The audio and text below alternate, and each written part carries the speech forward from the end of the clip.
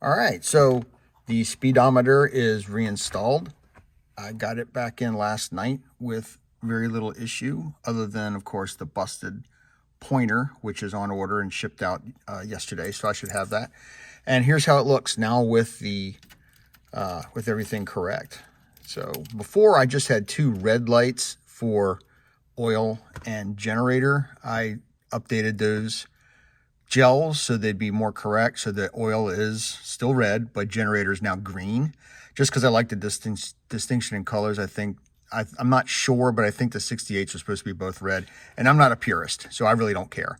What I also like about the Wolfsburg West gels is that they have a little bit of texture on one side of them, so you might not be able to quite make it out, but there is some texture on the light or on the gels themselves.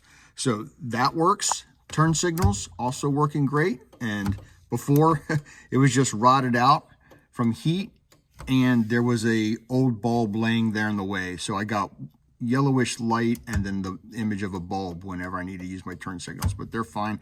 And then as far as the LEDs go, they are illuminating the, see, there we go. So there's some great, now I think the camera is probably making it look better than it really is, because in real life it's not that bright, but those little LED bulbs seem to be working pretty well. I'm happy with them.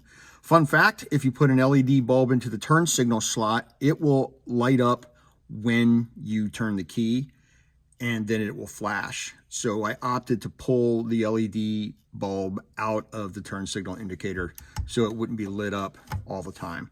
Don't know why it does that, but that's what it did. I guess it could be a faulty LED. I'm not inclined to figure it out right now. I just know I got a good working speedometer again, with good lights, good illumination, and all the gels are correct. Oh yeah, and the high beams right there. So that looks white, but it's actually blue. So there's a standard bulb in that. Maybe when I replace the pointer, I'll put another layer of blue gel over that to make it more blue. But that is what it looks like.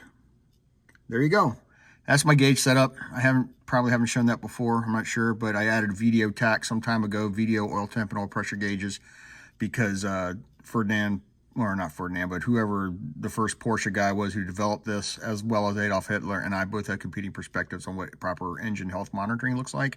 So I wasn't just going off of two idiot lights. I went off of the additional gauges. And of course I added a clock, which is wrong since the battery's been disconnected, and a separate voltmeter so that I can monitor the output of my generator. And I know that in addition to the idiot light, when the green light comes on, if I check that gauge and that gauge is below 14 while running the car under load, then I know that my generator's shot. So I'm not switching to an alternator anytime soon. All right, there you go, 3 minutes, and that's what the gauge setup looks like now. The LEDs are in place, the gels look pretty good. A little bit more later on. Bye.